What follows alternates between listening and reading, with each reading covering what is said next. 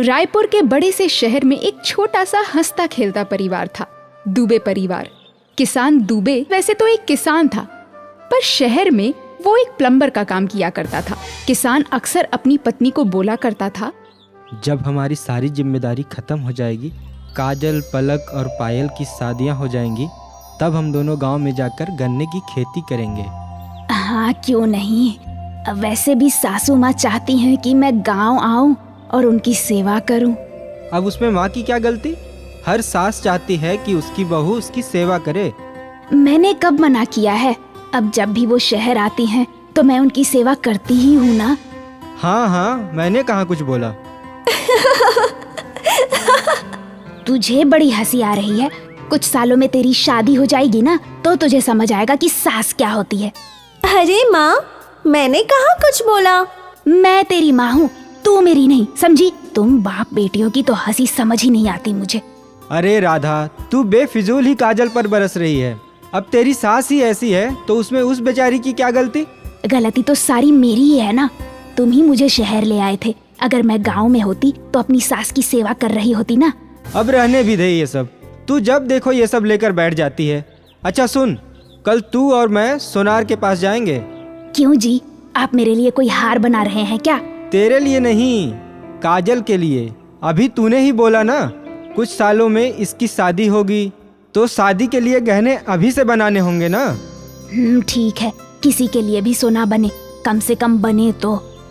अगले दिन राधा और किशन दोनों ने काजल के लिए एक सोने का हार खरीद दिया। आज दुबे परिवार बहुत खुश था। धीरे धीरे उनके सारे सपने सच हो रहे थे। एक दिन की बात है, किशन रोज की तरह अपने काम से घर लौट रहा था। तभी उसके मोबाइल पर राधा का कॉल आया। अरे जी, अगर आप निकल गए हो तो आते आते जलेबी ले आना। बच्चों को भी जलेबी खाने का बड़ा मन हो रहा था। ऐसे सीधे सीधे क्यों नहीं बोलती कि तुमको जलेबी खानी है? वैसे भी मैं ले आऊंगा। बच्चों का नाम क्यों ले रही हो? तो ले आइए, आपको तो सब कुछ पता है। किशन फोन पर बातें करते करते रोड क्रॉस कर ही रहा था कि उसका ध्यान रोड से ज्यादा फोन में था। ये हंसी किशन की जिंदगी के आखिरी हंसी बन गई थी। एक ट्रक तेजी से किशन की ओर बढ़ा और उसे कुचल दिया। दुबे परिवार की सारी खुशियां छीन ली।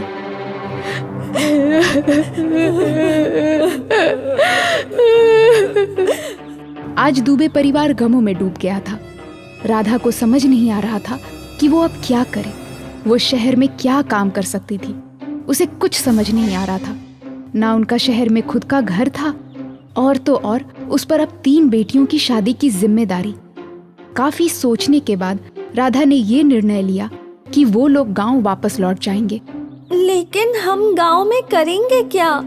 हमारी सारी पुश्तें किसान थी, तो हम भी वही करेंगे। दुबे परिवार के पास और कोई उपाय नहीं था। वो वापस अपने गांव लौट गए। गांव लौटते ही राधा की सास उसे खरी खोटी सुनाने लगी। मैं ना कहती थी गांव लौट आ, तब तूने मेरी एक ना सुनी। अब जब मेरा बेटा किशन नहीं रहा तो तुझे गांव दिख रहा है। अब क्या करूं माँ जी, कैसे इन 3 बेटियों के साथ शहर में रहती। अच्छा किया, कम से कम अब तो तुझे अक्ल आ गई। राधा अपनी सास के घर रहने लगी। कई दिन बीत गए थे। उसे अब कुछ न कुछ करने की जरूरत थी। माँ जी, अब कुछ न कुछ तो करना ही पड़ेगा। कुछ सालों में इन तीनों की शादी भी करानी है। हाँ, एक काम करते हैं, हमारे जो गन्ने के खेत हैं वहाँ गन्ने की फसल उगाते हैं। सालों से वहाँ किसी ने फसल नहीं उगाई, पर हम कोशिश तो कर सकते हैं ना। हाँ, कर तो सकते हैं, पर क्या वो खेत अब तक उपजाऊ है? अब ये तो मेहनत करके ही पता चलेगा कि उपजाऊ है या बंजर। भगवान जी की कृपा रही तो फसल भी अच्छी होएगी। पहले कोशिश तो कर लें। ठीक है माँ जी। अगले दिन राधा, उसकी सास और 3 बेटियां खेत पहुँचे। खेत में बहुत कचरा था। वो सब मिलकर सफाई करने लगे। मट्टी थोड़ी सख्त है माँ जी। हाँ, पानी की नहर बनानी पड़ेगी। बहुत मेहनत करनी पड़ेगी बहू। कोई बात नहीं दादी माँ, हम सब मिलकर मेहनत करेंगे।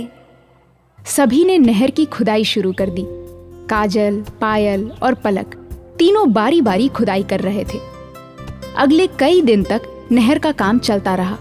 फिर नदी से उनके खेत तक पानी आ गया। दुबे परिवार के चेहरे पर इतने दिनों बाद आज मुस्कान लौटी थी। माँ, अब हमारे खेत में गन्ने उगेंगे ना? हाँ पायल। सभी औरतों ने मिलकर बुआई की और खेती के सारे काम आपस में बांट लिए। लगभग 10 महीने बीत गए। माँ, कब आएंगे हमारे खेत में गन्ने? आ जाएंगे बेटा। पर माँ, आसपास के सभी खेतों में गन्ने आ चुके हैं। अब बस हमारे ही खेत में गन्ने नहीं हैं। क्या हमारे खेत में गन्ने नहीं उगेंगे? क्या हमारा खेत बंजर हो गया है? बिल्कुल ना, हमारे खेत में गन्ने जरूर आएंगे। मुझे भगवान पर विश्वास है कि वो हमारी मेहनत जाया नहीं करेंगे। तुम सब बस भगवान से प्रार्थना करो, बस। और सबने दिल से भगवान जी से एक ही प्रार्थना की कि उनके गन्ने के खेत में गन्ने उग जाएं। अगली सुबह, दादी, अरे दादी माँ। क्या हुआ? काहे चीख रहा है? अरे दादी, तुम्हारे खेतों में सोने के गन्ने उगे हैं। क्या? हाँ दादी, जल्दी चलो। दुबे परिवार जब अपने खेत पहुंचा तो सोने के गन्नों का खेत देखकर सबकी आंखें फटी की फटी रह गईं। दादी माँ रो पड़ी। भगवान, सुना था तेरे घर में देर है, पर अंधेर नहीं। आज देख भी लिया। दुबे परिवार की जिंदगी संवर गई। उनके पास इतना सोना था जितना वो जिंदगी में सोच भी नहीं सकती थी। शायद इसीलिए कहते हैं कि जब एक दरवाजा बंद होता है तो भगवान दूसरा दरवाजा खोल ही देता है। सोनू एक कबाड़ी था। वह घरों के कबाड़ इकट्ठा करके बेचा करता था। उसे मजबूरन यह काम करना पड़ता था।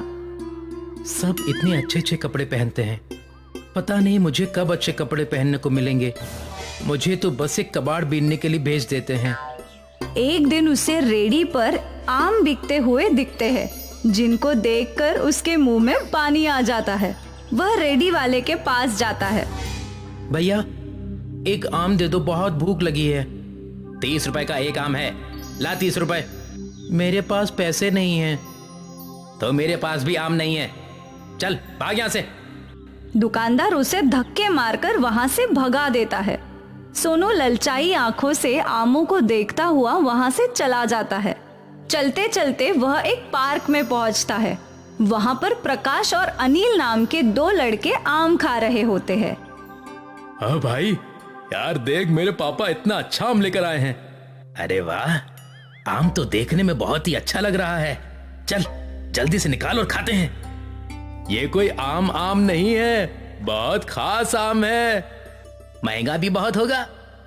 बहुत महंगा है, मेरे पापा ने बाहर से मंगाया है। मुझे आमों का बहुत शौक है ना, इसलिए। आम खाना तो मुझे भी बहुत अच्छा लगता है। अब और सब्र नहीं हो रहा, जल्दी से आम निकाल, खाते हैं। अनिल और प्रकाश आम को खा रहे होते हैं, तभी वहां सोनू पहुंच जाता है और उन्हें आम खाते देख अपने होठों पर जीभ फिराता है। अरे, इस कबाड़ी को देख, हमें आम खाते देखकर कैसे ललचा रहा है। क्या फटी हुई आंखों से देख रहा है? क्या कभी आम नहीं देखा? खाना है क्या आम? सोनू हाँ में गर्दन हिला देता है। वो उसकी तरफ आम बढ़ाते हैं। जैसे ही सोनू आगे बढ़ता है, वह आम को पीछे खींच लेते हैं और सोनू आम को पकड़ने के लालच में मुंह के बल गिर जाता है। आया बड़ा आम खाने वाला, औकात है तेरी? औकात तो गुठली के लायक भी नहीं है। कितना महंगा आम है, इसकी तो खुशबू लेना भी महंगा पड़ सकता है तेरे को। प्रकाश और अनिल उस पर हंसते हैं। सोनू वहां से मायूस होकर निकल जाता है और कंधे पर अपनी कबाड़ की थैली लटकाकर चल देता है। चलते चलते उसे एक साधु महाराज मिलते हैं, जो बेहोश होकर जमीन पर गिरे हुए होते हैं। वह उन्हें देखकर उनके पास दौड़ कर जाता है। महाराज, क्या हुआ? अब बेहोश कैसे हो गए? मुझे इनको पानी पिलाना चाहिए। सोनू भागा भागा पास की नदी से पानी लेकर आता है और साधु महाराज के मुंह पर छिड़कता है। साधु महाराज को होश आ जाता है। सोनू को अपने पास देखकर साधु महाराज उससे कहते हैं, कौन हो तुम और यहाँ क्या कर रहे हो? और मैं जमीन पर कैसे गिरा? मुझे कुछ याद नहीं है। साधु महाराज, गर्मी होने की वजह से आप बेहोश हो गए थे। मैंने पास की नदी से पानी लाकर आपके ऊपर छिड़का और पिलाया है, जिसकी वजह से आपको होश आ गया। तुम्हारा बहुत बहुत शुक्रिया बेटा कि तुमने मेरी फिक्र की। महाराज, ये तो मेरा फर्ज था। पर तुम इतने उदास क्यों लग रहे हो? तुमसे किसी ने कुछ कहा है क्या? सोनू साधु को सारी बात बता देता है और अपने आम खाने की इच्छा को व्यक्त करता है।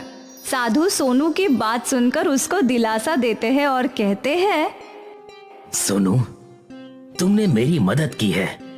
मैं तुम्हें ये कमंडल देता हूं। इसमें आमरस निकलेगा। उसको जितनी बार तुम उल्टोगे उतनी बार आमरस निकलेगा। अब तुम जितनी बार चाहो और जितना चाहो आमरस पी सकते हो। साधु सोनू को कमंडल देता है। कमंडल पाकर सोनू बहुत खुश होता है और जी भर के आमरस पीता है। अपने साथ साथ वह और गरीब लड़कों को भी आमरस पिलाता है जो आमरस पीने में असमर्थ थे। एक बार जब सोनू कमंडल में से आमरस निकालकर पी रहा था और अपने दोस्तों को पिला रहा था, तब अनिल और प्रकाश उसे देखते हैं। प्रकाश, ये तो वही लड़का है ना जिसको हमने आम खाने नहीं दिया था और उसको धक्के देकर भगा दिया था? ये तो वही कबाड़ी है ना? हाँ, है तो वही, पर वो तो कबाड़ी था। उसके पास इतने महंगे आमों का आमरस कहां से आ रहा है? और इतना सारा आमरस कि वो और बाकी बच्चों में भी बांट रहा है। इसका तो पता लगाना ही पड़ेगा। अनिल और प्रकाश चोरी छिपे देखते हैं तो कमंडल के आमरस का राज पता चल जाता है। अच्छा, तो उसके आमरस का ये राज है। इस कमंडल को तो हम चुरा लेंगे और फिर देखते हैं कि ये आमरस कैसे पीता है। अनिल और प्रकाश सोनू की आंख बचते ही वह कमंडल चुरा लेते हैं और पहाड़ी पर जाकर छुप जाते हैं। वहां पर उन दोनों में होड़ लगती है कि कौन उस कमंडल में से आमरस निकालेगा। ला प्रकाश, मुझे कमंडल दे, आमरस निकाल कर पीते हैं। मैं क्यों कमंडल दूं? मेरे हाथ में है कमंडल, तो आमरस मैं ही निकाल देता हूं। नहीं नहीं, आमरस तो कमंडल से मैं ही निकालूंगा। अगर हिम्मत है तो मुझसे लेकर दिखा दे। आमरस का कमंडल मेरे पास है और मैंने मेहनत ज्यादा की थी कमंडल चुराने में, तो कमंडल का आमरस मेरा हुआ। मैं तुझे थोड़ा सा दे दूंगा। प्रकाश और अनिल उस कमंडल के लिए आपस में झगड़ा करने लगते हैं। तभी कमंडल उनके हाथ से गिर जाता है और आमरस बाहर गिरना शुरू होता है। जितनी बार वह पहाड़ी से टकराता है उतनी बार आमरस कमंडल से निकलता है, जिसकी वजह से वहां बाढ़ आ जाती है। मैंने कहा था ना, कमंडल मुझे दे दे, मैं इसमें से अच्छी तरह से आमरस निकाल लूंगा। पर तू तो है कि मेरी सुनता ही नहीं। अब जितनी बार भी ये पहाड़ी से टकराता है उतनी बार इससे आमरस इतना ज्यादा से ज्यादा निकल रहा है। इसी तरह से ये निकलता रहा तो बाढ़ आ जाएगी आमरस की। मुझे क्या पता था इसका जादू इतना ज्यादा चलेगा कि बाढ़ आने की नौबत आ जाएगी। देखते ही देखते पूरी कॉलोनी आमरस के सैलाब में डूब जाती है। सभी लोग उस आमरस में तैरते हुए नजर आते हैं। सबके घरों में आमरस पहुंच जाता है। जैसे ही सोनू को आमरस की बाढ़ के बारे में अंदाजा होता है, वह उस कमंडल को ढूंढने के लिए निकल जाता है। वह बाढ़ में बहता हुआ कमंडल के पास पहुंच जाता है। इस कमंडल के आमरस से तो बाढ़ ही आ गई है। इस बाढ़ को कैसे न कैसे करके मुझे ठीक करना होगा, नहीं तो सब कुछ तबाह हो जाएगा। सोनू उस कमंडल को अपने हाथ में लेता है और कमंडल से कहता है, कमंडल कमंडल, इस आमरस को अपने अंदर फिर से समेट लो। अगर तुम इसी तरह आमरस को बाहर करते रहोगे तो पूरी दुनिया ही इस आमरस में समा जाएगी। तुमसे अनुरोध है कि इस आमरस को अपने अंदर समेट लो। कमंडल अपने अंदर सारा आमरस ले लेता है और सब कुछ फिर से पहले जैसा हो जाता है। अब सोनू उस कमंडल को लेकर उस साधु महाराज के पास जाता है। साधु महाराज, इस कमंडल की अब कोई जरूरत नहीं है। इस कमंडल की वजह से तो पूरे आमरस की बाढ़ भी आ गई थी। मुझे तो बस थोड़ा सा आमरस चाहिए। मैं नहीं चाहता कि इस कमंडल के आमरस से फिर से कोई परेशानी हो। तो तुम क्या चाहते हो ये बताओ। साधु महाराज, मैं आपको ये कमंडल वापस करना चाहता हूं। आप इस आमरस के कमंडल को वापस ले लो, जिससे आगे कोई परेशानी ना हो।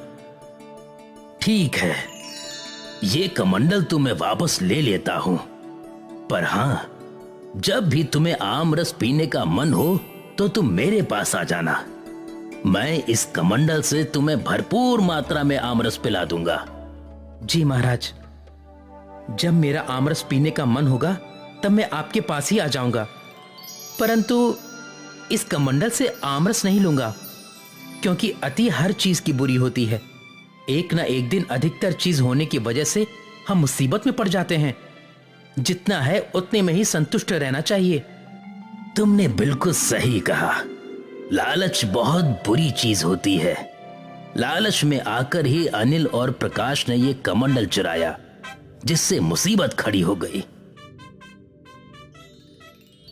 साधु को प्रणाम करके सोनू वहां से चला जाता है और फिर अपने कबाड़ बेचने का काम शुरू कर देता है।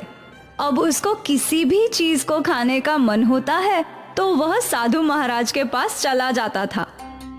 वह अपनी शक्तियों से उसको वही चीज दे दिया करते थे, परंतु वो कभी भी लालच नहीं किया करता था, क्योंकि उसने लालच का परिणाम भुगत लिया था। वही अनिल और प्रकाश को भी सबक मिल जाता है। वह अब किसी गरीब को परेशान नहीं करते हैं और कभी लालच नहीं करते हैं। एक शहर में प्लेटफॉर्म के किनारे माणिक भीख मांग रहा था। वो आने जाने वाले से हाथ जोड़कर भीख मांगता था।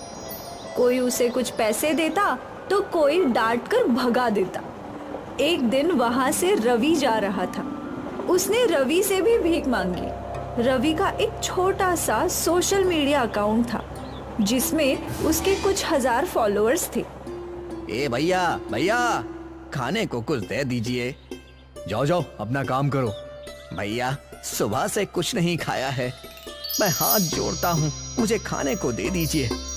अच्छा, तुम्हें खाने को चाहिए? अगर मैं आपको आज खाने के लिए कुछ पैसे दे दूंगा तो कल आप फिर किसी से भीख मांगेंगे। इसके अलावा और मैं कर ही क्या सकता हूँ भाई। मैं तुम्हें एक रास्ता बताता हूँ, अगर उस पर चलोगे तो तुम्हें भीख मांगने की जरूरत नहीं पड़ेगी। हाँ भैया, मैं जरूर आपकी बात मानूंगा। बताइए मुझे क्या करना चाहिए। मेरे पास गन्ने की मशीन है, तुम मेरे साथ गन्ने का रस बेच सकते हो। हाँ भैया, ये काम तो अच्छा है, मैं आपके साथ काम करने के लिए तैयार हूँ। ठीक है, आज तुम जगह का इंतजाम करो, मैं कल गन्ने की मशीन और गन्ना लेकर आऊंगा। कल से ही हम अपना काम शुरू कर देंगे। माणिक को ये आइडिया पसंद आया।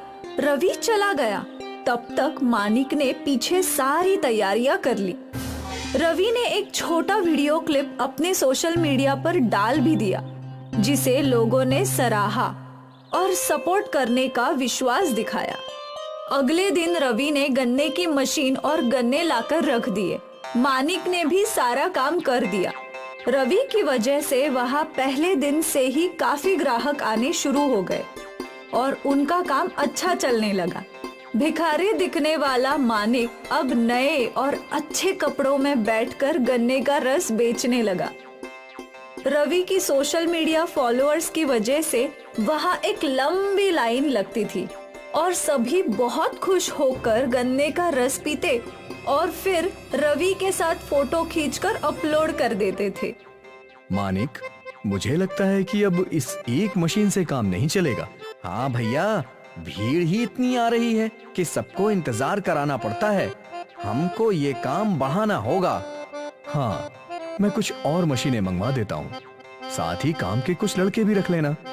हाँ ठीक है भैया, हम रख लेंगे। रवि ने नई मशीन मंगवाई और बैठने के लिए अच्छा अरेंजमेंट कर दिया। साथ ही काम करने के लिए 2 लड़के भी रख लिए। मैंने ये काम करवा दिया है। मैं कुछ समय के लिए शहर से बाहर जा रहा हूँ, तुम सारा काम अच्छे से संभाल लेना।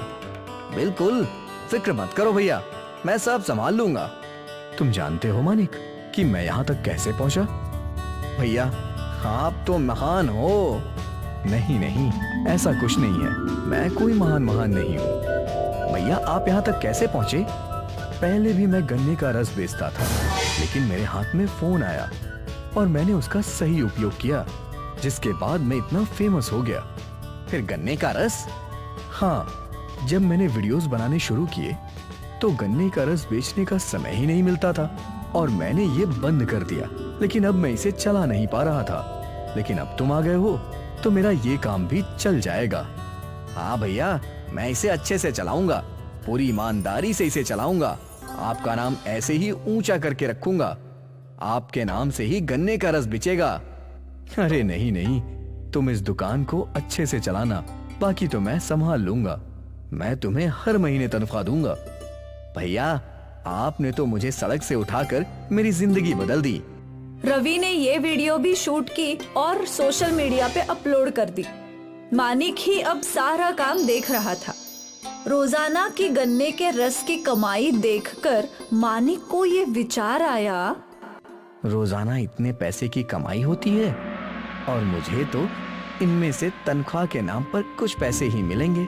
अब मुझे कुछ और करना होगा। मैं यहाँ नौकर बन के नहीं रह सकता हूँ, मुझे पैसे कमाकर अमीर बनना है। मानिक के मन में लालच आ गया और उसने लालच को बढ़ा भी लिया। मानिक ने सबसे पहले गन्ने के रस में पानी मिलाना शुरू किया।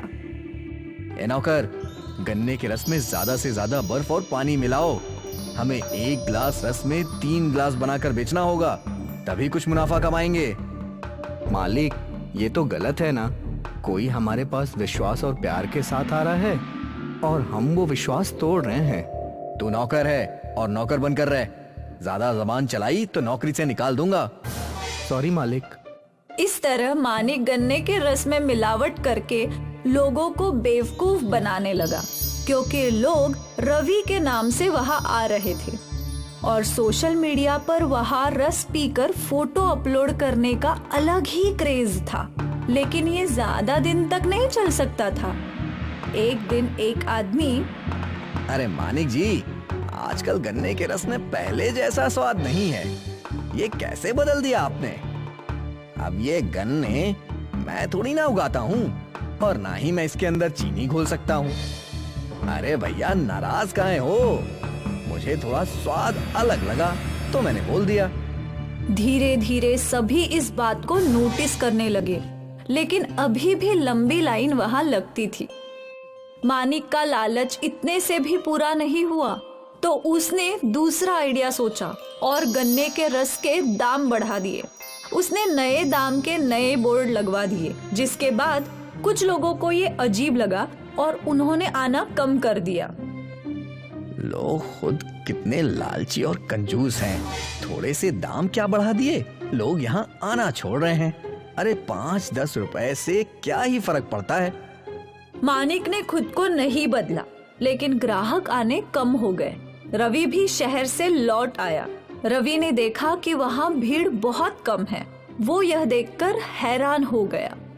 मानिक, आजकल ग्राहक नहीं आ रहे हैं, क्या बात है? पहले तो यहाँ लंबी लाइन हुआ करती थी। ग्राहकों की मर्जी, वो आए या ना आए, इसमें मेरी क्या गलती है? तुमने ये नए दाम क्यों बताए? इतना महंगा करने की क्या जरूरत थी? जब इतना ज्यादा पसंद कर रहे हैं तो मुझे लगा कि ज्यादा पैसे भी पसंद करेंगे। तुमने तो मेरा सारा व्यापार डुबा दिया। ये मेरा व्यापार है, मेरा काम है। तुम कौन होते हो मुझे कहने वाले या सिखाने वाले? मेरा जैसा मन करेगा मैं वैसा ही करूंगा। सारा सेटअप मैंने किया और तुम कह रहे हो कि ये तुम्हारा है? हाँ, ये मेरा ही है। इससे पहले मैं पुलिस को बुलाऊं, तुम यहाँ से चले जाओ। मैं सोशल मीडिया इन्फ्लुएंसर हूँ। मेरे फॉलोअर्स पहले ही दिन से मेरे सारे ब्लॉग्स देख रहे हैं, वो सब जानते हैं। रवि इस समय भी लाइव आया हुआ था। उसके फॉलोअर्स को बेईमान गन्ने वाले मानिक का सच पता चल गया। कुछ लोग आए और ये देखकर मानिक को पीटने लगे। मानिक वहां से जान बचाकर भागा। रवि ने उस दुकान को उस पर रहने वाले दोनों लड़कों को दे दिया और वो दोनों उसे अच्छे से चलाने लगे। मैं आप दोनों को ये दुकान दे रहा हूँ लेकिन तुम इसे ईमानदारी से चलाना। हम दोनों इसे पूरी ईमानदारी से चलाएंगे। दोनों ने रवि को विश्वास दिलाया और पूरी ईमानदारी से दुकान चलाने लगे। रवि के सारे फॉलोअर्स दुकान पर वापस आने लगे। धीरे धीरे काम बढ़ गया और सब पहले जैसा हो गया। बेईमानी बर्बादी का रास्ता है, जबकि ईमानदारी की तरक्की से पैर जमीन पर रखकर भी आसमान छुआ जा सकता है। केरल में कोट्टायमपुरी नाम का एक हरा भरा गांव था। गांव में अल्लू नाम का किसान अपने परिवार के साथ रहता था। अल्लू गन्ने की खेती करता था। पापा, फसल कब कटेगी? बस 1 सप्ताह के बाद फसल कटेगी। इस बार गन्ना बहुत अच्छा हुआ है, 100 कुंटल से कम नहीं होगा। पापा, इस बार जब शहर में फसल बेचने जाओ तो मेरे लिए एक लहंगा लेकर आना, और जी मेरे लिए एक लाल रंग की साड़ी। ठीक है, ले आऊंगा। अल्लू बहुत खुश था क्योंकि इस बार उसे फसल की अच्छी कीमत मिलने वाली थी। लेकिन अल्लू की खुशियों पर पानी फिरने वाला था। गांव में तेजा परिवार रहता था, जिसमें सबसे बड़ा भाई था रंगा तेजा। भाई कुछ काम धाम नहीं किया करते थे, सिर्फ गुंडागर्दी करके गांव वालों से पैसे कमाते थे। गोविंद के घर पर लड़का पैदा हुआ है, उससे कहो कि 50,000 रुपए दे, वरना लड़का पैदा तो हो गया है लेकिन बड़ा नहीं हो पाएगा। रंगा भैया, इस बार अल्लू की फसल बहुत घनी हुई है। अगर हाथी भी उसमें घुस जाए तो दिखाई नहीं पड़ेगा। तो देर किस बात की है? उसका खेत 5 बीघे का है। 4 बीघे की फसल काट लाना और 1 बीघे की फसल उस बेचारे गरीब अल्लू के लिए छोड़ देना। रंगा के भाई रात में अल्लू के खेत पर पहुँचे। अल्लू उस समय अपने खेत पर ही सो रहा था। जूतों की आवाज सुनकर अल्लू की आंख खुल गई। तुम लोग यहाँ क्यों आए हो? हम लोग यहाँ अपना हिस्सा लेने आए हैं। किस बात का हिस्सा? ये गांव हम भाइयों की वजह से सुरक्षित रहता है, इसलिए टैक्स के रूप में 4 बीघा खेत की फसल हमारी हुई। मैं तुम लोगों को एक गन्ना भी नहीं ले जाने दूंगा। अब तो हम नहीं रुकेंगे। तेजा भाइयों ने अल्लू को बांधकर एक गड्ढे में डाल दिया और 4 बीघा की फसल काट कर ले गए। अगले दिन जब काफी देर तक अल्लू घर नहीं पहुंचा, तो अल्लू की पत्नी को उसकी चिंता हुई। पार्वती, तू खेत पर जा और देख तेरे पापा अभी तक क्यों नहीं लौटे। पार्वती जब खेत पर पहुंची तो उसने गड्ढे में से अल्लू की आवाज सुनी। आपको यहाँ बांधकर किसने डाल दिया? बेटी, वो तेजा भाई सब कुछ ले गया। पार्वती ने अल्लू को खोला, तब अल्लू ने शेष बची 1 बीघा फसल काटी और उसे लेकर शहर गया। अल्लू की फसल सिर्फ 10,000 में बिकी। अगर तेजा भाइयों ने मेरी फसल ना लूटी होती तो मेरे पास 50,000 रुपए आते। अगली फसल 6 महीने के बाद आएगी। इन 10,000 से छमाही खर्च कैसे चलाएंगे? अगर मैं अनीता और पार्वती के लिए साड़ी और लहंगा लेकर जाऊं तो मात्र 5-6 हजार ही बचेंगे, और नहीं ले जाऊंगा तो उन्हें बुरा लगेगा। समझ में नहीं आ रहा है कि क्या करूं। अल्लू विचारों में डूबा हुआ रेल लाइन क्रॉस कर रहा था, तब अचानक ट्रेन आई और अल्लू को पता ही नहीं चला। अल्लू फिर कभी घर नहीं लौट पाया। उसकी पत्नी और बेटी कई महीनों तक शौक में डूबे रहे। पार्वती बेटी, इस तरह से कब तक भूखी रहोगी? अब हमें ही खेती बाड़ी संभालनी होगी। चलो खेत पर चलते हैं। अनीता और पार्वती जब खेत पर पहुँचे तो उन्हें किसी बहुत बड़े जानवर के पंजों के निशान दिखाई दिए। खेत में कई जगह सफेद बाल भी पड़े हुए थे। माँ, ये किस जानवर के पैरों के निशान है और ये इतने सारे सफेद बाल कहाँ से आए? पैरों के निशानों का पीछा करते करते अनीता और पार्वती घनी झाड़ियों में पहुँच गए। झाड़ियों में उन्हें एक बड़ा सा सफेद पंजा दिखाई दिया। माँ, ये देखो। बेटी, हमें यहाँ से भाग जाना चाहिए। पार्वती और अनीता जब डर कर भागने लगे, तभी झाड़ियों में से एक बहुत बड़ा ध्रुवीय भालू निकल आया। रुक जाओ, मुझसे डरो नहीं, मेरी बात सुनो। बेटी रुकना मत, वो बोलने वाला भालू हमें खाना चाहता है। माँ रुको तो सही, वो हमसे कुछ कहना चाहता है। मैंने अपनी ज्योग्राफी की किताब में पढ़ा था कि ध्रुवीय भालू सिर्फ ध्रुवीय प्रदेशों में पाए जाते हैं। तो तुम यहाँ कैसे आ गए? 20 साल पहले की बात है। उस समय मैं बहुत छोटा था। तुम्हारे पापा की शादी भी नहीं हुई थी। तुम्हारे पापा का एक दोस्त था राकेश। राकेश मजदूर के रूप में काम करने रूस गया था। वहाँ जहाज के द्वारा चुपके से मुझे रूस से यहाँ ले आया। राकेश को जब शहर जाना पड़ा तो वो मुझे तुम्हारे पिताजी के पास छोड़ गया, क्योंकि शहर में मुझे पालने के लिए जगह नहीं मिली। तुम्हारे पिता ने ही मुझे अपने खेतों में छिपा कर पाला है। तुम्हारे पापा कहाँ हैं? बहुत दिन हो गए, वो मुझसे मिलने भी नहीं आए। पापा अब नहीं रहे। पार्वती ने भालू को सब कुछ बताया। तुम चिंता मत करो, हम मिलकर तेजा भाइयों को सबक सिखाएंगे। आज रात तुम कुछ गांव वालों को इकट्ठा कर लो। पार्वती ने गांव वालों को इकट्ठा किया और उनसे कहा, तेजा के भाइयों ने आज मेरे पिता की जिंदगी बर्बाद की। ऐसे ही वो कल तुम्हारी जिंदगी बर्बाद कर देंगे। हमें उनसे लड़ना ही होगा। लेकिन तेजा भाई बहुत खतरनाक हैं। हमारे अंदर उनसे लड़ने की हिम्मत नहीं है। तुम्हें लड़ना नहीं है, बस तुम्हें मेरा साथ देना है। उस रात जब भाई शराब पीकर सो रहे थे तो भालू दीवार तोड़कर उनके घर में घुस गया और सबसे बड़े भाई रंगा को उठाकर ले जाने लगा। बाकी भाई भी जाग गए और भालू के पीछे पीछे गए। पकड़ो सफेद भालू को, भागने ना पाए। उधर पार्वती ने गांव वालों के साथ मिलकर एक गहरा गड्ढा खोदा और उसके ऊपर घास फूस बिछा दिया। भालू रंगा को ले जाकर गड्ढे के पार खड़ा हो गया। वो रहा, पकड़ो उसे। जैसे ही तेजा भाइयों ने घास पर पैर रखा, वे गड्ढे में जा गिरे। गांव वालों ने गड्ढे में पहले ही जाल बिछा रखा था।